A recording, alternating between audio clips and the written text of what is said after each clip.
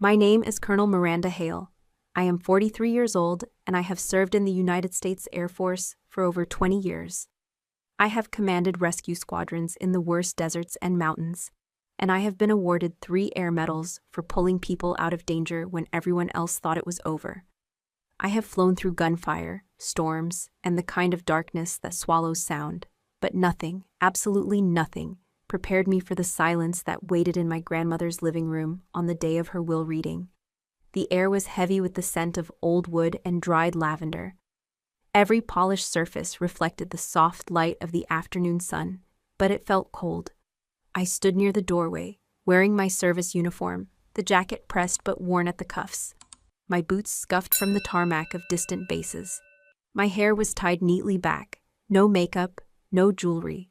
Around me, my family gleamed like they had been born in a magazine spread. Silk dresses, diamond earrings, gold watches catching every ray of light. They had flown in from their cities and vacation homes, perfumed and polished, ready to divide up a life. "You'll get nothing," my sister Evelyn hissed, her lips curling into a smile that could cut glass. The words snapped through the room like a whip. A few cousins chuckled. Someone whispered, "Poor soldier," just loud enough for the sound to reach me. Laughter followed, muffled by manicured hands. Evelyn turned to the cluster of relatives behind her and said, "She thinks the uniform makes her special. Look at her boots, worn down to nothing." One of my younger cousins lifted his phone and I saw the red recording light. A second later, he muttered to the person beside him, streaming this. Caption: "Broke soldier comes to beg at grandma's will. Hilarious." The sound of a notification pinged from his phone. Someone out there was already laughing at me. My heart pounded, but my face stayed calm. The same discipline that had kept me steady when flares exploded across a combat zone now held me here, rooted, silent. I thought of the night I crouched behind a broken wall in Kandahar, waiting for the extraction chopper with 2 injured airmen under my arms. Panic had no use then, and it had no use now. The room buzzed with soft conversations, brittle laughter, and the clink of ice in glasses.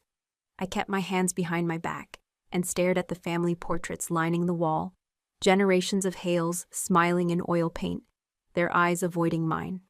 The lawyer, Mr. Preston, cleared his throat. He was a silver-haired man in a dark suit, his face as composed as marble.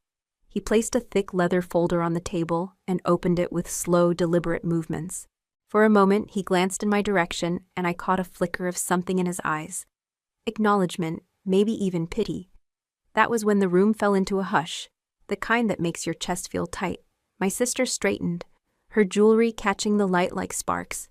My parents leaned forward with eager smiles, ready for the confirmation of what they had always believed, that the soldier in the corner was invisible, forgettable, disposable. The lawyer began to read the official documents. His voice was even and professional, each word landing like a stone on a still pond. "To Evelyn Hale," he read, "the primary residence at 125 Oak Ridge Lane, the condominium in Naples, and the majority of the cash assets, estimated at $6.2 million. Gasps and murmurs rippled around the room. Evelyn's mouth curved in triumph. She didn't even try to hide it. She glanced at me over her shoulder, her eyes glinting with cruelty.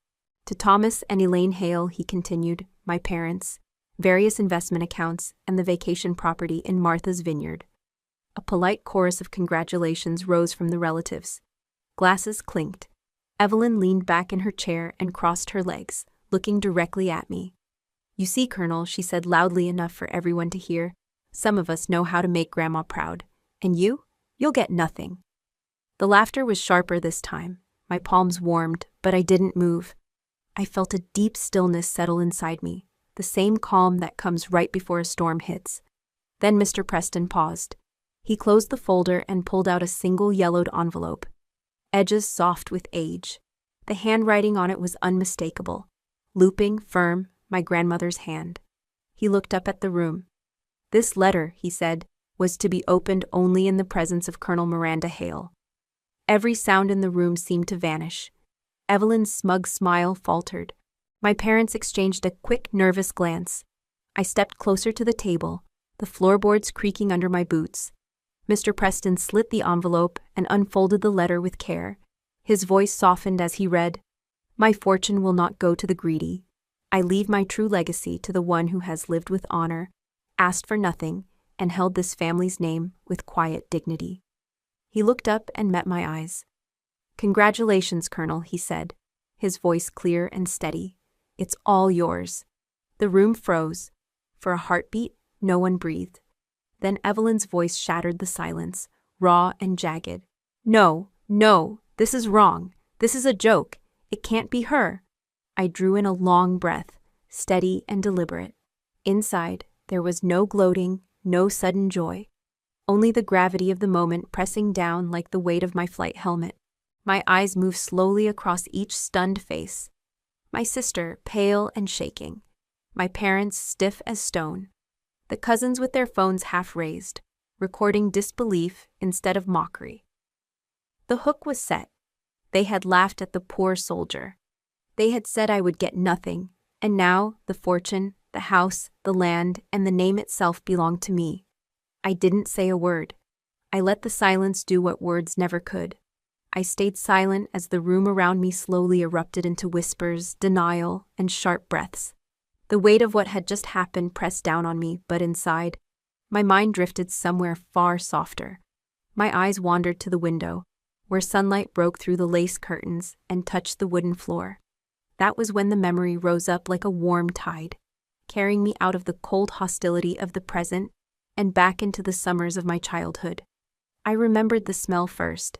This house had always carried the fragrance of dried lavender, tucked into tiny fabric pouches in the drawers and closets. Grandma said it calmed the heart and cleared the mind.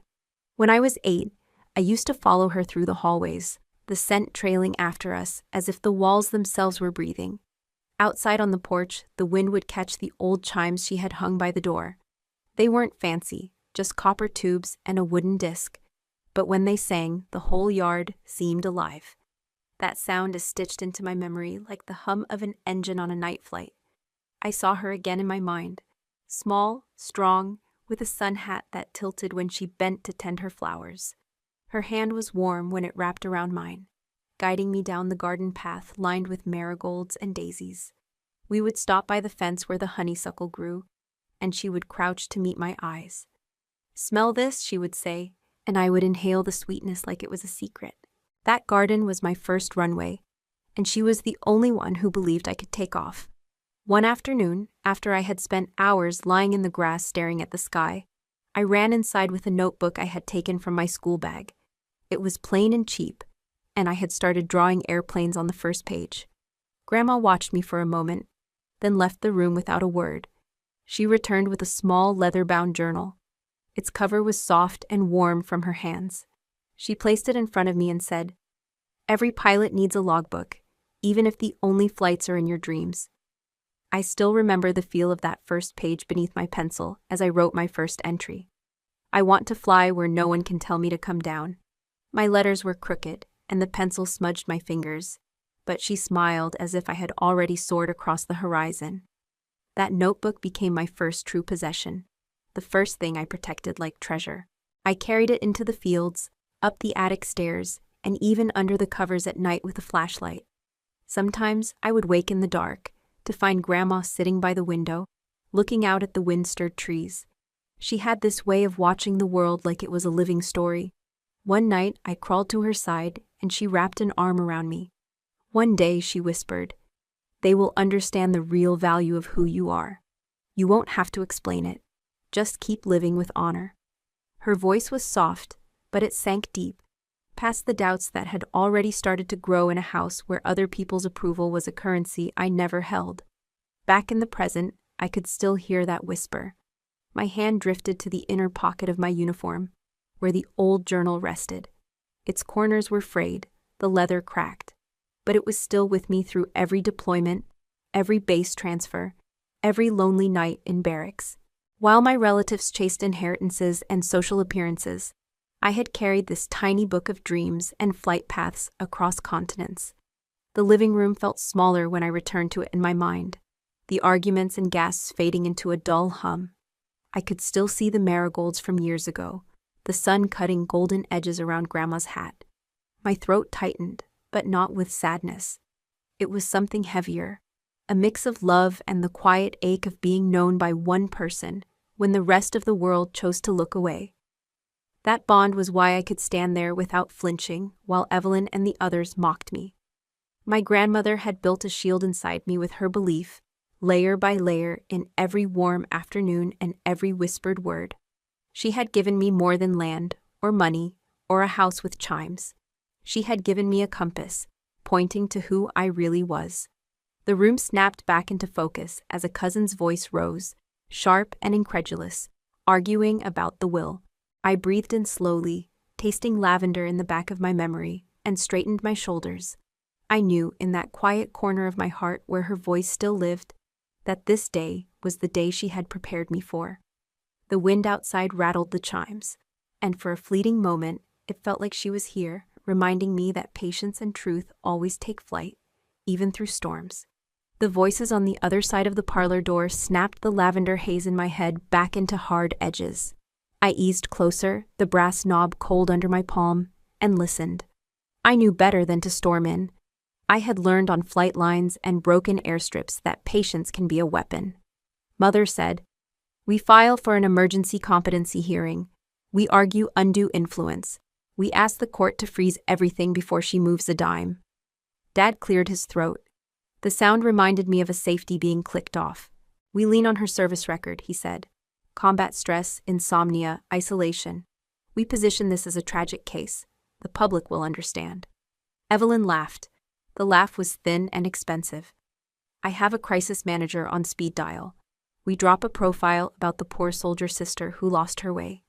Give it 48 hours, and the sympathy fund will drown her out," Mother added. "We petition for a psychiatric evaluation. Judges love paperwork. The colonel will fold when she sees the forms." I bit the inside of my cheek until I tasted copper. Training teaches you to breathe through noise. I counted 4 beats in, 4 out. "She is unstable," Evelyn said. "Look at her boots. She lives in barracks. She has no home. This house would overwhelm her." Dad. The letter was sentimental. Courts prefer numbers. We mention market values and taxes and fiduciary duty. We will sound reasonable. My phone vibrated in my pocket. I glanced down. The lock screen bloomed with a video frame from the live stream that had started during the reading. A cousin had captioned it. "Poor soldier shows up for the jackpot. Watch the moment she realizes grandma left her crumbs." The comments stacked like shell casings. "Should have picked a real career. Salute the hustle, not the uniform." Another clip zoomed on my hands. Someone wrote, "Tremor alert." Another replied, "PTSD princess." "We argue that Miranda is isolating Grandma's legacy," Mother whispered. "We say she plans to liquidate the land. Judges hate liquidation stories. They think of farms and family."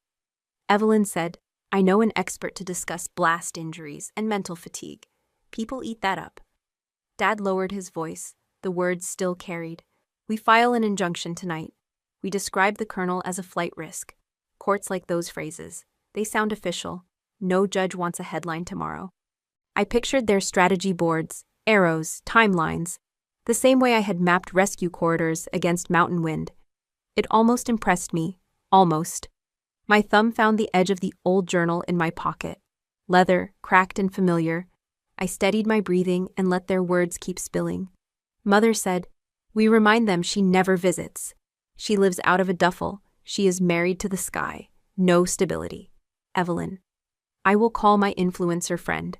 We craft the narrative. Poor soldier stays on top of the feed. Pity converts to leverage." The knob cooled under my palm. The metal remembered winter. I released it and stepped back. I had learned a long time ago that you do not win by shouting through a door. You win by choosing the ground and the weather. I slipped down the hallway, past portraits that would not meet my eyes, and opened the front door. The porch air was cool. The chimes moved lazily. Beyond the fence, the tall grass rippled like green water under a steady wind. I stepped onto the boards.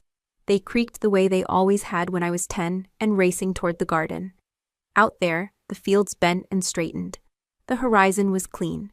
The sky did not care about hashtags or hearings. I let my shoulders settle. My jaw unclenched. The cold narrowed to focus in my eyes. The wind carried the scent of lavender from the house, and the iron tang of old nails from the porch. It smelled like memory and resolve. I watched the grass move as if a hand were smoothing it in long strokes. I breathed once more and made my choice. I would not answer their door. I would not chase their cameras. I would fight on quiet ground, with proof, with patience, with law. The chimes lifted and fell, a steady cadence. Somewhere in that rhythm, I heard my grandmother's voice, clear as morning. Hold your course. I kept my hand on the porch rail until the chimes steadied. The wind over the field carried me back to a harsher wind made of sand and heat. 7 years ago, I served as mission lead for a combat search and rescue tasking in a valley that did not want us. A sandstorm rolled over the ridges like a living wall. Grit hissed against the fuselage as we flared into a controlled fall. 2 airmen were down beyond a rocky rise after an engine fire. We had to reach them before the storm erased the map. The sky wore the color of rust. Small arms cracked ahead. Rounds stitched geysers into the sand. The team flattened, then flowed forward in short bounds. Fear tried to speak. Training broke it into parts I could carry. 12 seconds for wind, 30 for time. The ridge loomed, a broken knuckle. We found the first pilot tucked behind a slab, where the wind could not take his last warmth. He was conscious and stubborn. He tried to stand. I put a hand on his shoulder and said we would bring his co-pilot back. Promises are currency out there. You spend them before you earn them. We patched him, marked his position with a panel the storm tried to eat, and pushed east along a cut that smelled like metal. A round snapped past my ear and bit a chip from the wall. We hugged stone and listened. Echoes blurred into noise. I crawled to a ledge that traded comfort for horizon. The world narrowed to a circle of glass. Tan on tan. A figure crouched near a darker smear of scree. The angles were wrong for a survivor.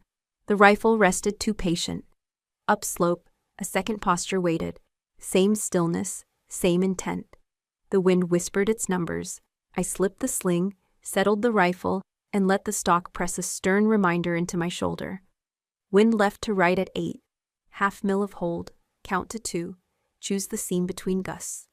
When the first head turned, I broke the shot. The body folded as if a string had been cut.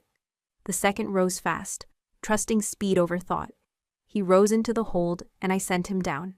2 shapes stopped being problems. I tapped the team forward and felt the storm swallow the sound. We reached the second pilot tangled in parachute lines near a thorned wash. His breathing was wrong. Every inhale sounded borrowed. Our medic went to work. I covered the open ground and watched the horizon for new math. A third shooter probed from the right at a bad angle. The wind tried to unspool the path. I threaded the shot and the medic said, "Thank you," without looking up. We cut lines, sealed a chest wound, and built a carry plan that asked for timing. On exfil, the valley turned to a brown ocean. Rotor wash kicked a tide. The ramp took the first pilot, then the second. I counted breaths at a pulse. 4 in, hold, 4 out. A loop that says, "Stay with me." The escort bird checked in late. When the voice finally arrived, my shoulders dropped an inch. We lifted into grit and followed a sliver of sky. People ask whether I was afraid.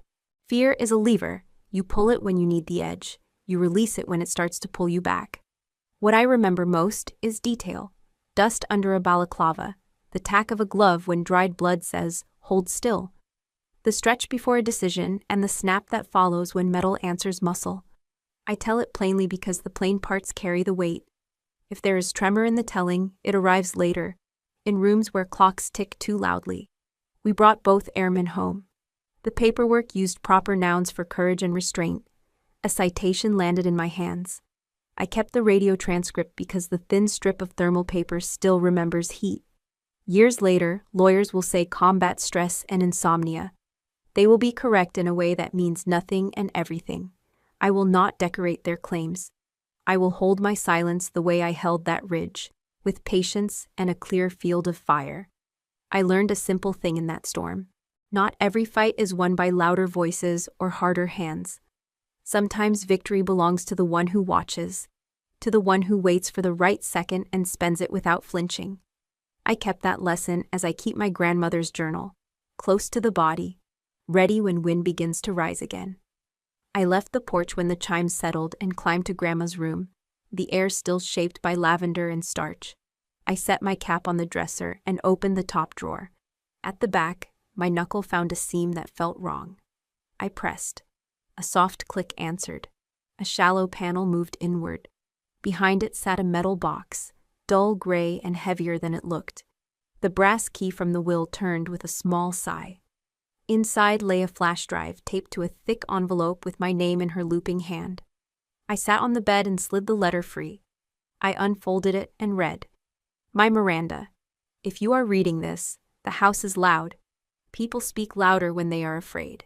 You will not win by shouting. I prefer plans. The accounts you will not see in the packet are held at Whitestone Trust under a custodial number. Mr. Preston knows the contact. The assets are not the point. The conditions are. I executed a second instrument that is precise and narrow.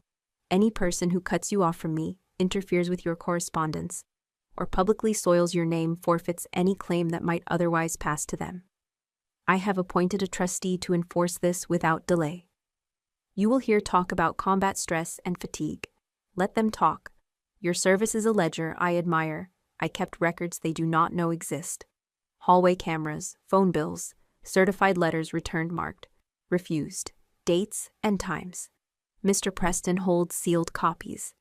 The enclosed drive contains an index and a mirror. If anyone claims confusion, I have signed an affidavit before a notary describing what I saw and what I was told to believe. Truth is quiet. It needs a keeper. The flash drive wore a tiny paper label that said Chimes. Downstairs, the wind moved the tubes. The thin notes climbed the stairwell. I opened my field laptop, slid in the drive, and a prompt asked for a passphrase. I typed the word that holds every summer here and watched folders appear in rows. Hallway west, foyer, mailbox, front porch, calls, affidavit, amendment. I opened the affidavit. Her signature was steady. The notary seal clean.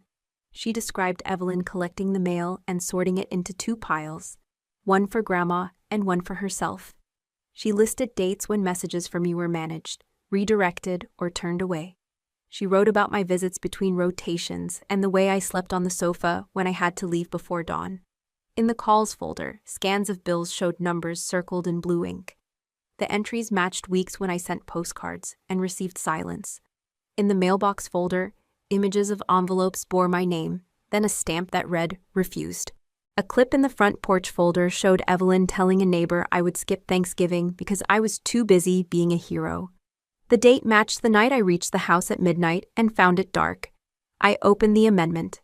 Mr. Preston's letterhead sat above a narrow clause that weighed more than its length. Anyone who cut me off or smeared me would lose everything that remained. Forfeiture was automatic upon proof. The trustee was ordered to act. No flourish, no anger, only precision. Reading it, I felt a cold clarity settle in my chest. She had not guessed at betrayal. She had measured it, mapped it, and left me the coordinates. I closed the laptop and returned the drive. I folded the letter and slid it behind the flyleaf of my journal. Out in the hall, voices rose and fell. Strategy tried to dress as concern. The chimes lifted. The wind shifted. My eyes cooled to a steadier color. The quiet fight had already begun. My grandmother had placed her pieces without drama. Now it was my turn to move with the same patience. I tucked the key into my pocket and felt its small teeth against my fingers, a reminder that plans can be gentle and still cut true. I would not chase noise. I would let proof do its work. I would let proof work quietly. I came downstairs at first light and found a courier envelope on the foyer table. The return address was my parents' law firm. The crest gleamed behind glass. I slit the seal and slid out a stack of papers titled Petition for Emergency Guardianship and Temporary Injunctive Relief. In measured clauses, they alleged I was unstable and susceptible to undue influence. They asked the court to freeze assets, appoint a guardian, and order an immediate psychiatric evaluation. I read the petition like a flight checklist, line by line, then again for traps. They quoted journals on combat stress and insomnia.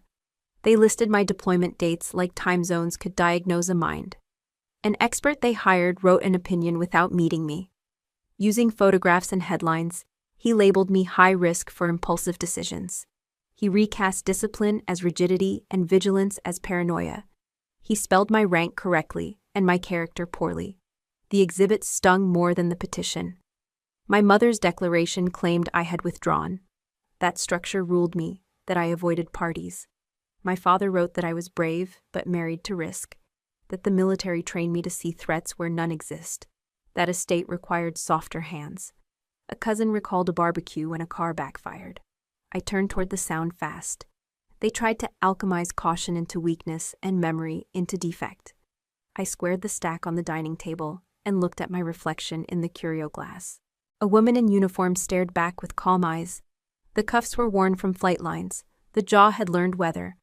I carried the packet upstairs to my grandmother's room. Lavender waited in the curtains. Dust moved in the light. The chimes kept time. The room smelled like summer and resolve. It reminded me how to breathe. By noon, the doorbell rang. I opened the door to find Evelyn on the porch with a man in a navy suit behind her. She held a folder and a pen. Our father's voice drifted from the walkway, steady. Evelyn kept her eyes on the page. We need to move quickly. The court needs clarity. This is a formality. Her smile was tired. Our father said, "Sign your statement. It will reassure the judge." I did not argue. The porch boards creaked. The chimes answered the wind. Evelyn signed her declaration. The pen scratched a loop. Pressure darkened the line. When she passed the folder back to the messenger, her fingers brushed mine. Heat, then a retreat, like touching a stove. For a breath her eyes lifted and doubt broke the surface. The man in the suit thanked her. Our father nodded, already speaking into his phone. I took the new documents to the writing desk and opened the metal box my grandmother left me. I laid the filings beside her affidavit and the amendment that ordered forfeiture for anyone who smeared my name or blocked my calls. Paper met paper with a soft accord. I logged the time in the back of my leather journal. Habit is a runway when weather turns. I listened until the quiet felt like a shield. Beneath that quiet, I heard their plan forming. Guardianship would open the vault. A freeze would starve my ability to act. An evaluation would paint me with a brush chosen by their paychecks. They hoped I would lash out in public and confirm their story. I stepped to the window and watched tall grass lean in wind. The field did not care about filings. It moved and returned, patient as tide and stubborn as stone. At 4, a deputy knocked. His uniform was neat, his face professional and kind. He handed me a summons and an order to appear. The petitioners requested temporary restraints, barring me from moving funds or altering records until the hearing. He glanced at the flight badge on my jacket. Respect crossed his eyes like a brief salute. I signed his form, thanked him, closed the door, and placed the packet beside the complaint. This was the microspike, the moment that tempts noise. A different person might call reporter or flood a feed with rebuttal. I chose the lesson the valley taught me: watch, measure, move once with purpose. I anchored the papers with my grandmother's journal and breathed lavender. The wind pressed the chimes into a melody. My pulse matched their rhythm. I stepped onto the porch, scanned the fields, and held my course. The sine wave rose, the tension held. I took the summons to the writing desk, powered up my field laptop, and slid the flash drive labeled chimes into the port. The passphrase screen appeared like a door I had already opened. The folders waited in clean rows. I selected Hallway West. The timestamps marched along the bottom: winter afternoons, early evenings, ordinary hours that carried the weight of intent. The lens stared down the corridor outside Grandma's study. Faded rose wallpaper, a blue vase, the wicker mail basket.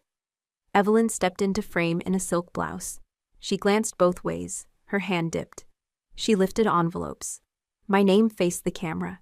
She tore the flap with a smooth, practiced motion, scanned, folded, slid the letter into her purse, slipped a gardening catalog onto the table as camouflage. The pattern repeated on 3 dates. The same posture, the same theft of paper and voice. I opened foyer. The front door filled the frame. Light flared across the tiles. A courier held a clipboard. Grandma signed with steady strokes. She lifted an envelope addressed to me and smiled like the name warmed her hand. Later in the clip, Evelyn intercepted the same envelope at the credenza. She peeled a corner. She frowned. She fed the page into a shredder we kept for old bills. Thin gray ribbons fell like tired confetti. Her face stayed smooth. Mailbox showed the metal door on its hinge. A small camera tucked under the flag watched comings and goings. Twice a week, Evelyn arrived before noon. She sorted on the hood of her car. Letters to Grandma on the left. Letters to Miranda on the right. Then she pushed the right stack into a tote and shut the lid. A neighbor waved. Evelyn lifted the left stack with a smile and a story the microphone barely caught. My sister is deployed again. Mail is complicated. I will handle it. I opened calls. Scans of phone bills lined the screen. Grandma's number, my number, times circled in blue ink. The index linked to audio from the landline recorder she kept by habit. I clicked a date 2 autumns ago. The ringtone sounded soft. My voice answered. Hers followed. Warm, thinner than I wanted to remember. We spoke about weather, about sleep, about the sound of the chimes at dawn. Then another entry, winter. Her breathing a little shorter. A third, spring. Laughter catching on the edge of a cough. I clicked the final file. The label read, Last Porch Evening. Wind brushed the microphone. The chimes moved. Her voice steadied itself. Don't be afraid, my girl. I know everything. One day justice will arrive. She exhaled. The chimes replied. The line clicked off with the small finality of porcelain settling on a shelf. I sat still. The words traveled through my ribs and found a place to stand. Heat gathered behind my eyes and then receded. Discipline made room for feeling and then folded it away. I opened front porch. The camera watched the steps and rail. Evelyn told a visitor I would skip Thanksgiving because I preferred hero parties on base. The date matched the night I had slept in my car outside the gate when my key failed in the lock. In another clip, a delivery driver held out a padded envelope with my name. Evelyn signed and carried it inside. It never left by the same door. I returned to the amendment. The clause was clean. Proof triggered forfeiture. The trustee had a duty to act without delay. I took photographs of the screen. I exported the clips. I generated hash values for each file. I wrote the numbers by hand in the little journal my grandmother had given me when flying was still a dream on paper. Chain of custody matters. Precision is armor. I have worn armor of different kinds. I called Mr. Preston's secure line and left a measured message. No outrage, no tremor. Only dates, folders, and the instruction my grandmother had already signed. I printed a short index and laid it on top of the petition that named me unstable. The 2 stacks looked at each other across the wood grain like rival weather systems. Outside, the afternoon thinned toward gold. I stepped onto the porch and let the wind carry the scent of cut grass and the distant river. The chimes set a tempo the heart could keep. I thought of the valley, of wind holds and patient marks, of choosing 1 second and spending it without waste. This would be the same. Evidence first, motion second, courtroom third. I placed the flash drive back in its cloth envelope. I locked the metal box. I steadied my breath. Feeling rose, feeling settled. The line held. The quiet fight had begun in full. The county courthouse was smaller than I expected. It sat on a quiet street between a shuttered hardware store and a church with a leaning steeple. Inside, fluorescent light hummed above metal benches, and the air smelled faintly of dust and lemon cleaner. The clerk led me into a courtroom no bigger than a classroom. The walls were pale, the floor tiled, and the cold light fell across the polished tables where paper and intent waited. My family was already there. Evelyn sat with her hands folded, her hair perfectly arranged, eyes lowered like an actress in rehearsal. My parents flanked her, their suits sharp, their expressions rehearsed into concern. 2 cousins lingered in the back row, phones off but curiosity alive in their posture. Across the aisle, the attorney they had hired, a tall man in a gray pinstripe, adjusted his cufflinks and smiled as if the outcome were already engraved. The judge, an older woman with steel-colored hair and no visible patience, called the session to order. The petitioner's lawyer stood first. His voice was smooth, every syllable wrapped in polish. "Your Honor," he said, "we are here because this family faces an urgent risk. Colonel Miranda Hale, though decorated and undoubtedly brave, suffers the lingering psychological effects of prolonged combat service. Her judgment, under stress, may falter. The estate left by her grandmother is vast. Without the court's intervention, mismanagement is imminent and irreversible. He clicked a remote, and a screen behind him flickered to life. Images from my service appeared in sequence. Me crouched behind a wall of broken stone, desert wind whipping my hair. Me cradling a wounded airman, my face drawn tight. Me in a helicopter, goggles reflecting flares against a night sky. In the last photo, taken by an embedded journalist, my eyes were red and wet with grit and fatigue. The lawyer paused the frame, letting the image hang. "This," he said, turning to the judge, "is a woman carrying invisible scars. She has isolated herself, speaks rarely to family, and reacts to sudden noise with fear. The family's concern is not greed, but safety, for her, and for the legacy entrusted to her care." The room went silent except for the low hum of the lights. My pulse stayed steady. I had learned long ago that silence can be armor if you hold it long enough. I kept my hands folded on the table and waited until the lawyer had stacked his papers and taken his seat. The judge turned to me. "Colonel Hale, do you wish to respond?" I rose, smoothed the crease of my uniform, and spoke softly. "Yes, Your Honor. I served my country for 20 years. I have been under fire and I have lost friends. I know what stress looks like, and I know how to manage it.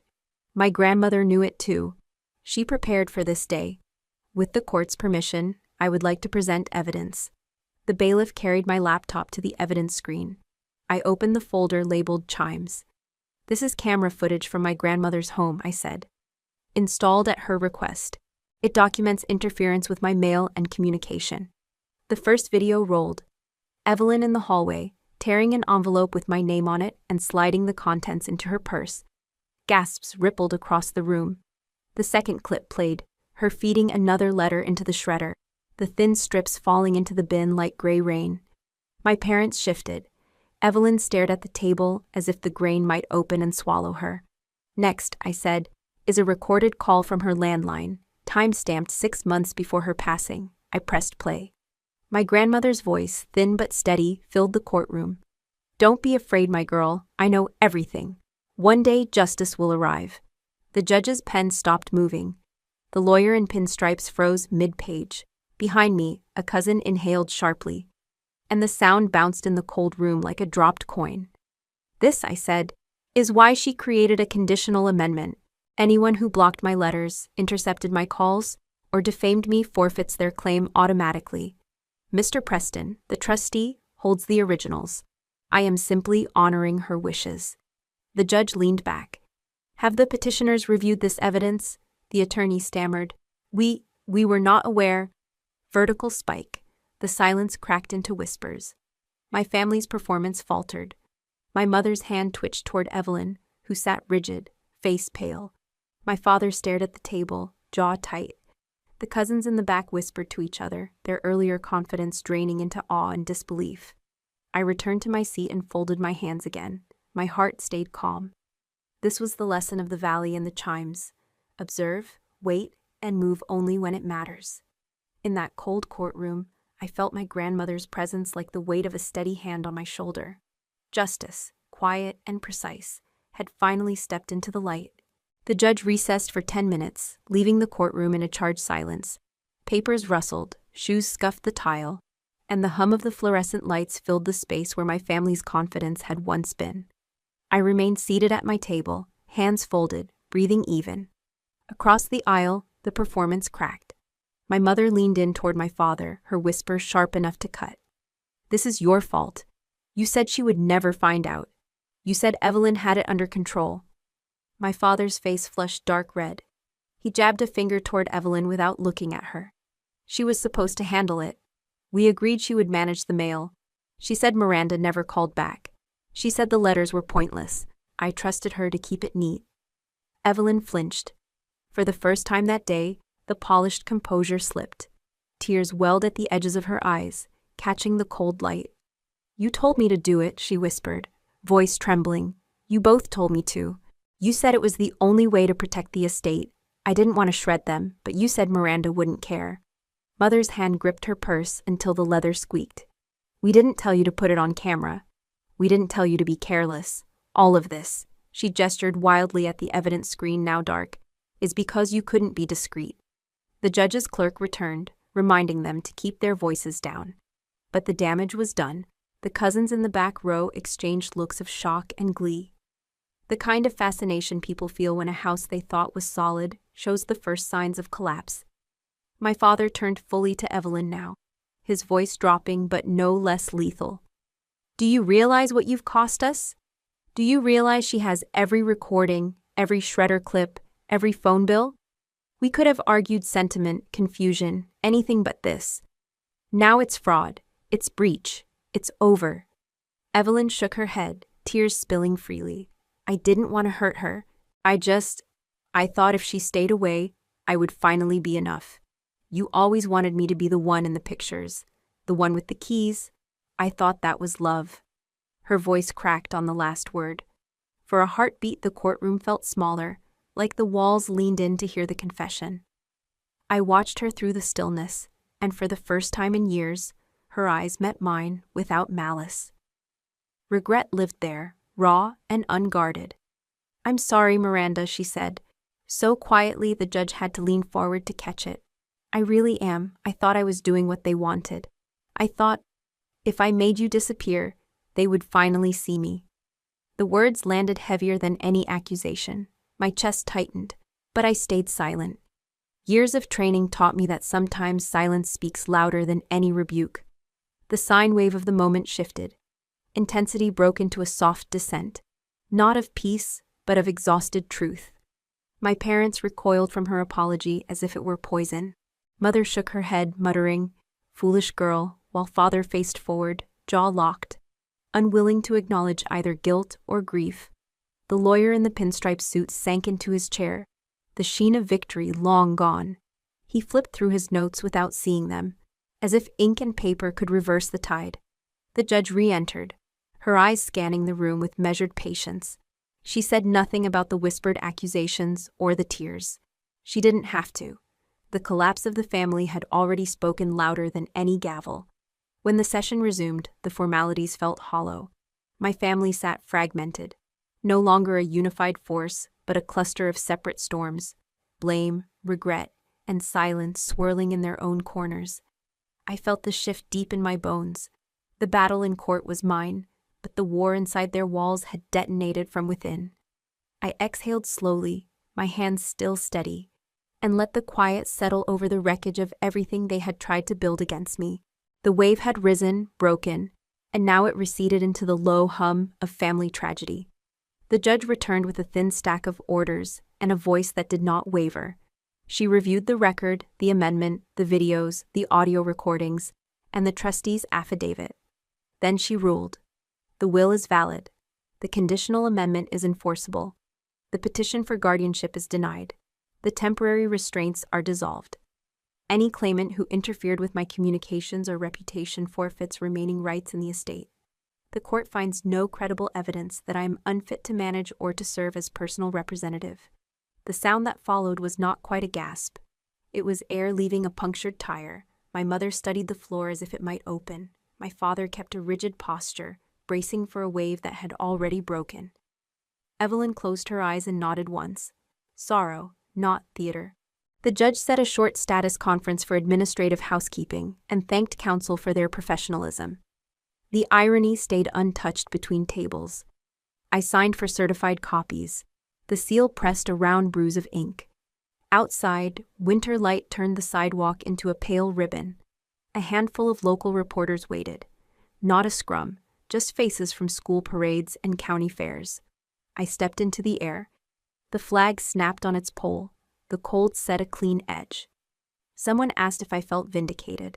I said the court had honored my grandmother's wishes. Someone else asked if I pitied my family. I said I wished we had found a better road before we needed a judge. By evening, the county paper posted its headline. Colonel inherits farm, family rebuked, judge cites secret recordings.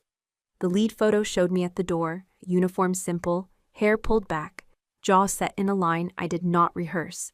Comments gathered like drift beneath the article. Some called me heartless and said I should split the estate. Others called me disciplined and said the law had finally favored a woman who served. A national blog grabbed the story and sharpened it for clicks. Framing it as culture war, the nuance fell away. Talk radio made room in the commute hour. One host said military discipline does not equal financial wisdom. Another said the public loves a uniform until the wearer stops apologizing. A retired JAG officer explained the amendment in patient sentences. His voice sounded like granite. He said the law is a ledger. Write in ink. A local pastor wrote an op-ed arguing that forgiveness and accountability are not opposites. They walk the same road at different speeds. Then came the clip. A bystander recorded me leaving the courthouse, pausing to let an elderly man pass with a walker, then stepping into the light. The frame stayed steady. The audio caught the flag snapping and the automatic doors sighing shut. The caption was simple. She did not gloat. She just left. The video moved faster than the article. On one platform, comments formed clean opposing columns. She looks cold. She looks composed. She looks like someone who has done this before. She looks tired. One user wrote that discipline without compassion hardens into ice. Another replied that compassion without boundaries becomes a wound. I read enough to take the measure, then close the apps. Public weather shifts by the hour. A pilot respects wind. A pilot does not argue with it. Voicemail filled with strangers who said they were proud, with others who said I had broken an ancient rule. I saved a message from a former crew chief who remembered my voice on the radio during a bad night. The clip had dropped him back into a hangar where we counted the living and promised to bring the rest home. Before bed, I walked the fence line. The stars had not changed their habits. The house creaked like a ship in harbor. Through the kitchen window, I watched steam rise from a kettle left on low. It curled and disappeared. A small weather system of my own making. The paper posted a balanced follow-up. Not everyone read that far. An email from Mr. Preston arrived with the signed orders and a note about the trustees' next steps. Another email from a reporter asked for comment on the family's reaction. I archived it without reply. At midnight, I stood on the porch and let the cold set its teeth in my sleeves. The chimes struck a slow measure, metal touching metal, patient and clear. Somewhere a dog barked. The sound thinned into distance. I thought about mercy, about what it does and does not require. I thought about how we sometimes pretend to love people by letting them land punches and calling it care. The court had finished one kind of work. The other kind would begin in kitchens and on porches, without cameras, without seals. When I finally slept, the phone lay face down on the dresser. The orders rested in a folder beside my grandmother's letter. The decision would be parsed by strangers in coffee lines. For me, it meant the ground had stopped sliding. The house had found its footings again. Justice is not a fanfare. It is a level surface. You feel it when your weight no longer tilts to one side. I drove home from the courthouse with the heater low and the radio silent.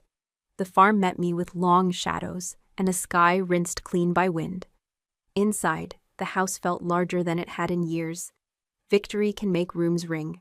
I set the folder with the orders on the dining table, next to a bowl that still smelled of lemons and soap. Footsteps did not answer. The walls held their breath. I walked the hallway slowly, touching the frames of photographs without pausing to study the faces. At the end, my grandmother's bedroom waited with its familiar order. Quilt tight, curtains straight. A glass of water on the nightstand with a ring of sunlight caught in its rim. I opened the window an inch and let the cold lift the scent of lavender. The chimes on the porch answered with a cautious song. Metal greeting wind like old friends who speak in few words. In the study, I found the journal she had given me when I was a child. The leather cover was cracked where my thumbs always pressed. I opened to the first page, the pencil still faint but legible. I had written in a hand that wandered, I want to fly high like a hawk. The letters rose and fell like little hills. The sentence was more hope than grammar. It felt true anyway. I sat on the floor with my back against the bookshelf and read entries I barely remembered writing. Drawings of wings, measurements of model planes, a list of chores I traded for extra time at the county airfield, a pledge to save lawn money for flight lessons. I remembered the first time I touched a yoke. The trainer smelled like vinyl and dust. The runway narrowed into a ribbon. The earth fell away not with arrogance, but with gratitude.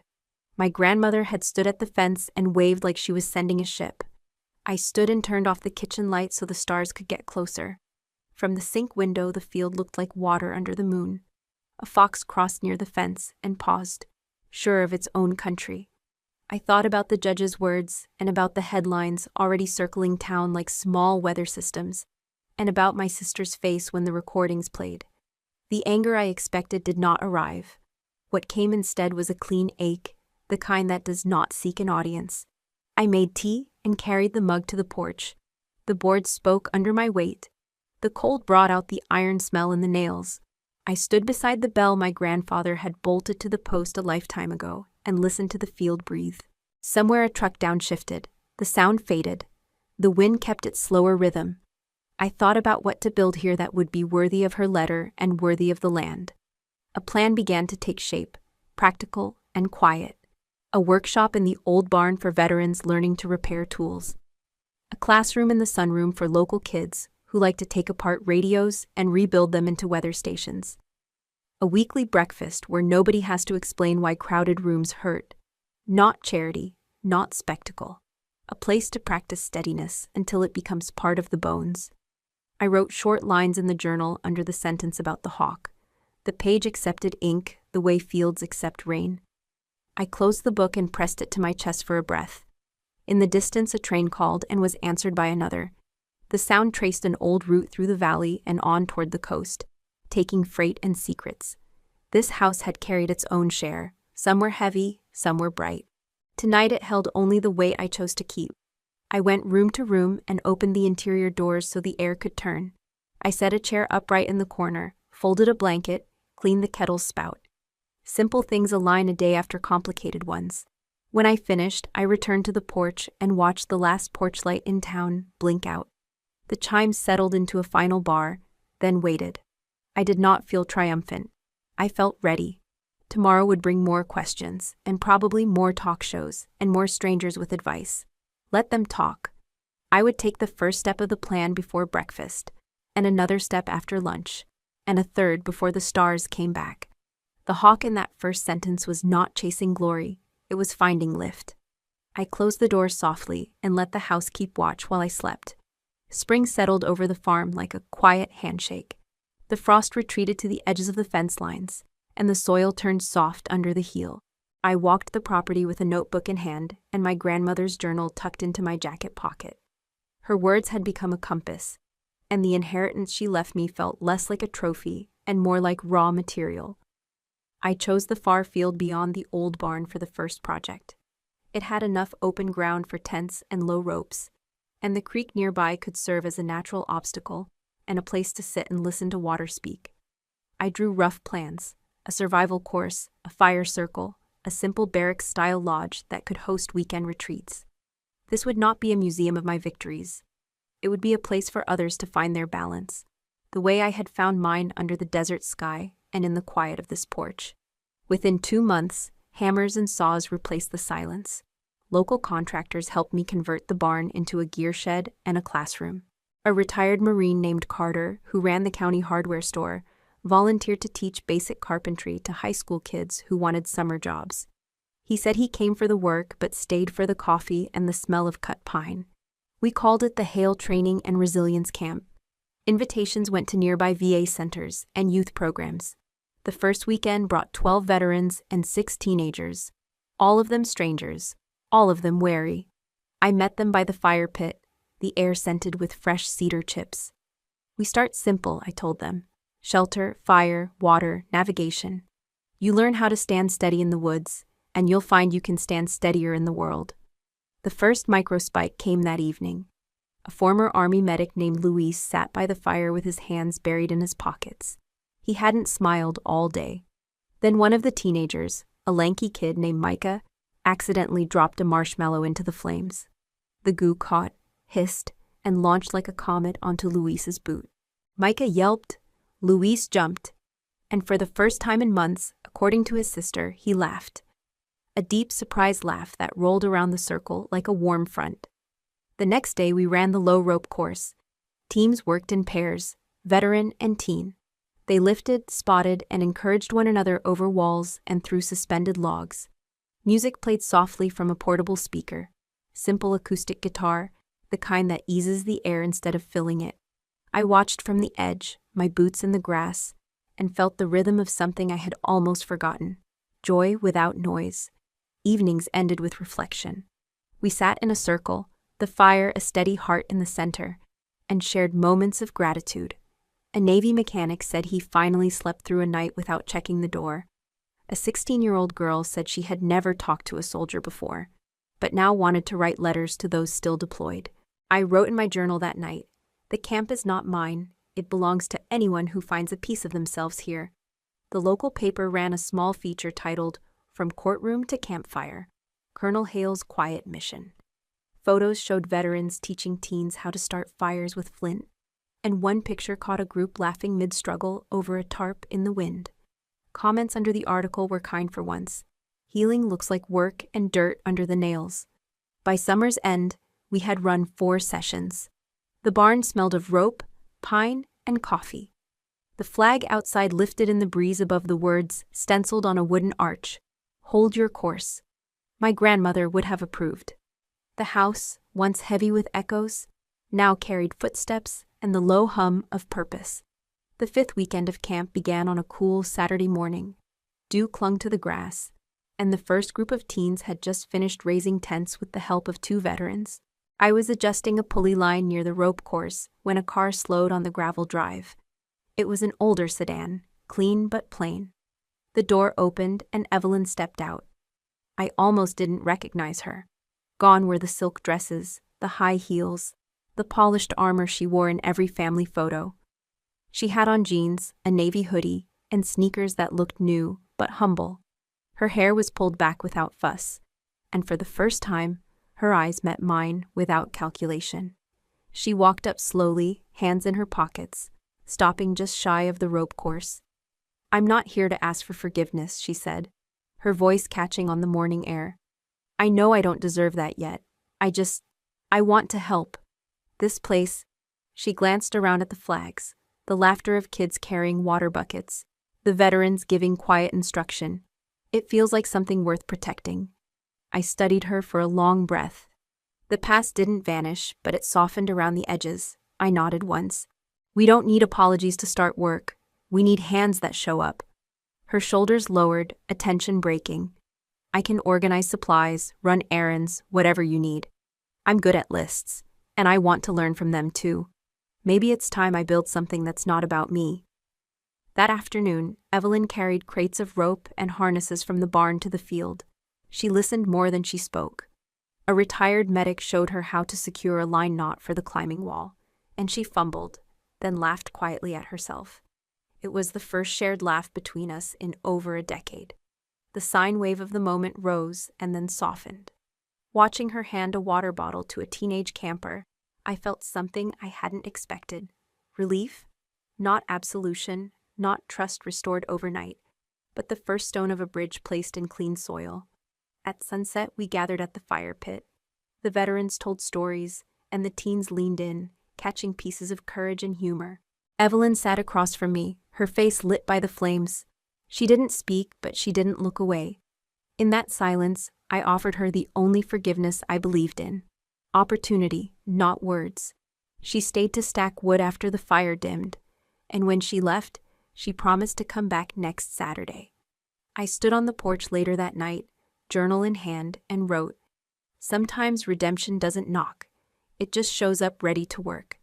The chimes on the porch swayed in a gentle wind, and for the first time, their song carried no ache, only a quiet, enduring hope. I found it on a quiet Sunday after the campers left. The house held its breath the way empty houses do between footsteps. Sunlight crossed the desk in Grandma's study and turned the dust to slow gold. I opened the middle drawer to file receipts, pushed past pencils and paper clips, and felt a ridge at the back. A press with my thumb and a thin panel lifted. A shallow compartment waited, lined with linen the color of cream. In it lay a small pocket watch, a nickel case scuffed to a soft shine by years of hands. I pressed the crown. The lid sprang. A clean tick rose like a tiny heart. Inside the lid, an engraving caught the light. 4 words, simple and absolute. "You are my pride." My throat tightened as if the phrase had weight.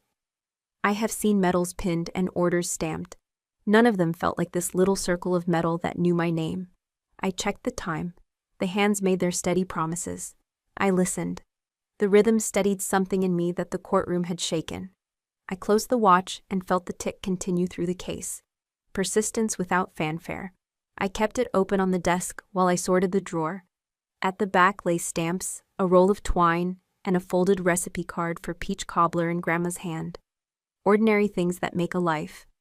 I slipped the watch into the pocket of my field jacket and walked to the porch. The chimes answered the door with a bright, quick run. Outside, the training field glowed under a high blue sky. Tents stitched shadows across the grass. The rope course cast neat lines. Veterans checked carabiners. Teenagers joked in the careful way kids do when they are happy and not sure it is allowed. Guitar notes drifted from the barn. Not a performance, a kindness. I crossed to the range. Luis was setting paper targets and coaching breath control. In through the nose, hold, let it go slow. His words rode the air like a steadying hand. A shy boy I know as Theo lifted his shoulders, then let them drop. His hands stopped weaving. The first shot went wide, the second brushed the ring, the third cut the paper clean. He exhaled. I nodded. The pocket watch ticked against my rib. At the creek, a retired crew chief taught knots. A girl with a blue bandana curled her tongue in concentration and finally set a bowline that held under a hard tug. Her smile started small and spread until it brought her friend with it. Small victories stacked into a wall you could lean on. That, I thought, is a legacy fit for the ground that raised me. Near noon, I unfolded topo maps on a plywood table. We traced ridges with fingertips. We matched contour to skyline. We learned to let the land teach us its grammar. A boy said the lines looked like ribs. I told him mountains breathe. Learning to read them is learning to listen. At lunch, we ate in the shade of the barn. Peanut butter sandwiches, apples, black coffee, and tin mugs. I read the engraving again and weighed what pride ought to mean. Not noise, not trophies. The quiet courage of showing up and allowing others room to stand. After lunch, we hiked the East Knob. The sun sharpened edges. Cicadas stitched the heat into one long seam. At the overlook, I raised the watch. Sunlight flashed, brief and clean. I am keeping time for this place. Time to try, time to fail, time to try again. No one rushes here, no one gets left behind. On the way down, we passed the balance log. A veteran who avoids crowds stepped onto the beam. His breath shortened. His hands lifted. Without a word, 3 kids and Carter formed a soft circle with outstretched arms. The log shook, steadied. He crossed. Near the end, he laughed at himself, and the sound unknotted the air. That was the day's microspike, not dramatic, decisive. The guitar rose from the barn. The chimes carried a high counterpoint. Laughter braided with both and became a kind of weather. By late afternoon, the field looked like a living painting. Coiled ropes lay in tidy piles. Water cans caught sun. Footprints stitched light brown paths in the grass. I walked the fence line and pictured what else could grow here without turning the place into a brochure. A small machine shed for repairs, a quiet room with heavy chairs and a shelf of paperbacks, a garden for hands that need to touch soil before words will come. I stopped beside the arch Carter built from barnwood. We carved 4 words across the beam. Hold your course.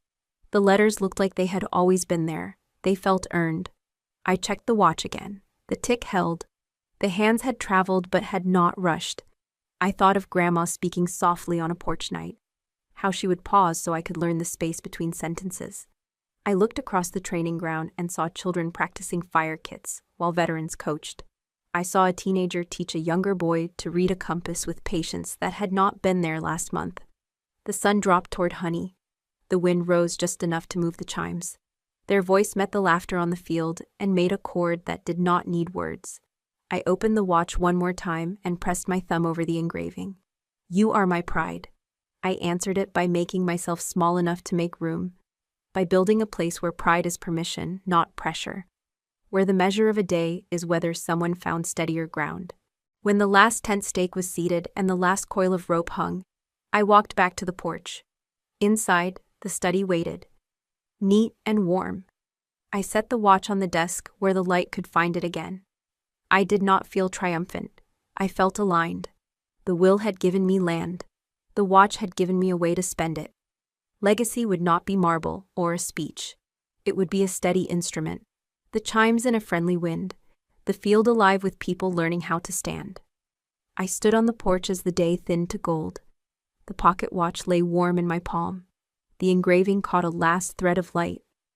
All that my grandmother left was not only land and money. It was the right to stand upright in the world without asking for permission. It was a path for building, not a stage for boasting. The chimes swung once, twice. Their small song carried far across the field. I spoke in the voice I use when the wind is almost still. Everything we kept here matters because it teaches a simple practice. We hold time for one another. We make room for first tries. We forgive with work, not slogans. We let people arrive as they are and leave a little steadier than they came. On the range, a boy gathered his paper targets. On the rope course, a veteran coiled the last line and set it gently in a crate. The camp exhaled. Laughter slowed. Boots scuffed lightly on wood. I lifted my eyes and the field answered with life. Children jogged between cones. Veterans walked the boundary in quiet conversation. Carter waved from the barn with a mug raised in salute. The guitar drifted again. 2 chords, a third, a friendly cadence. The breeze turned. The chimes replied. Metal, wood, voices, a small community keeping time together. That was the microspike I wanted to remember. Not surprise, recognition. I set the watch against my heart and pictured Grandma at this rail, her hand on my shoulder, her approval quiet and complete. Justice had done its work. Consequences had fallen where they belonged. What remained was the long work of healing. Forgiveness had a face now. It stacked wood, fetched water, learned knots, and showed up on Saturdays. Evelyn would be here in the morning. She would carry rope and listen more than she spoke. Opportunity would be our only language. The light thinned into silver. I looked down at the dial. The second hand drew its confident circle. I spoke to the camera the way I would speak to a friend. All that my grandmother left was not only land and money. It was the right to stand upright in the world without needing anyone's approval. If you have been told to shrink, I hope you hear the chimes. If you have been asked to earn love by disappearing, I hope you feel this porch under your feet and decide to stay. The pocket watch flashed as the last beam of sun crossed the deck. The chimes answered with one bright note and then another. Closing motif, simple and clear, metal in light, a promise kept. Before we say goodbye, we would love to know where you are watching from. Is it a quiet morning with a warm cup of coffee? Or a late night where stories like this keep you company? Tell us in the comments. We rate everyone with gratitude. And if this story touched your heart, please consider subscribing to the channel, not only to hear more stories like this, but to be part of a community that believes in kindness, healing, and second chances. Thank you for spending your time with us today. Wherever you are, we hope you carry this story with you and remember this truth. Sometimes the miracle does not knock on your door. It waits quietly until you are ready to open your heart. Take care. We will see you in the next story.